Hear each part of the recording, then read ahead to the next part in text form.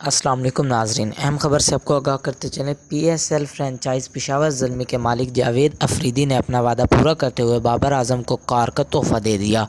بابر اعظم نے P S L کے 9ویں edition میں سینچری بنائی تو جاوید افریدی نے کہا تھا کہ پاکستان میں بنائی جانے والی ایم جی کار کو سب سے پہلے ڈرائیور کرنے کا موقع انہیں دیا جائے گا۔ پیر کو پشاور زلمی کے مالک جاوید افریدی نے اپنا وعدہ پورا کرتے ہوئے بابر اعظم کو کار کی چابی دے دی۔